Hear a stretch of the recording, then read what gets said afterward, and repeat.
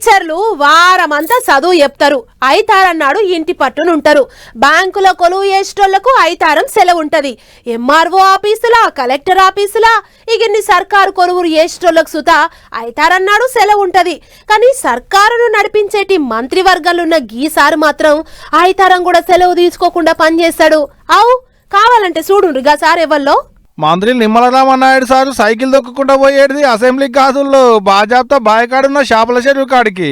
అవు పొలం గట్ల మీదకి కారు పోదు కదా, అందుకనే సైకిల్ ఎక్కిండి అన్నట్టు మంత్రి గారు. అందరికీ అన్నం పెట్టేటువంటి అన్నదాతతో మమేకమోడ్ అనేది ఈ రోజనే కాదు, నా చిన్నప్పటి నుంచి కూడా తండ్రితో పాటుగా ఆ పొలానికి వెళ్ళడం, ఆ గొట్టలంకలు, ఆకుతీత, ఆ నాట్లు ఇవన్నీ కూడా అలవాటు ఉన్నటువంటి విషయం. అవు మరి సందు దొరికితే బాయికాడికి వస్తాడు, పొలం గట్లు చూసుకుంటాడు, ట్రాక్టర్ ఎక్కి దుక్కులు తుంటాడు, పొలంలో మందు చల్తాడు.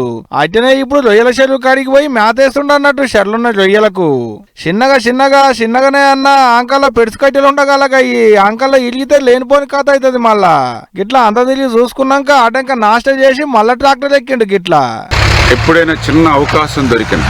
ఈరోజు కూడా ఆదివారం ఉదయాన్నే లేచి మా సొంత ఆక్వాకల్చర్ చెరువులు ఏవైతే ఉన్నాయో ఆ చెరువుల దగ్గరికి వెళ్ళి మళ్ళీ ఆ చెరువుల దగ్గర నుంచి నేను సొంతంగా చేసేటువంటి వ్యవసాయం భూమి ఏదైతే ఉందో ఇప్పుడు వేసవి కాలం కాబట్టి మెట్టదుక్కు చేసుకుని సారవంతం చేయడానికి, అంటే ఇట్లా ఏ చిన్నపాటి అవకాశం దొరికినా ఆ వ్యవసాయం చేయడంలో ఉన్నటువంటి తృప్తి, ఆనందం మరి దేనిలోనూ కూడా కనిపించదనేది నా యొక్క స్వానుభవంతో నేను ఎప్పుడు కూడా అలవాటు చేసుకున్నది. పశ్చిమ గోదావరి జిల్లా అగర్తిపాలెం వాళ్ళ సొంతూరు.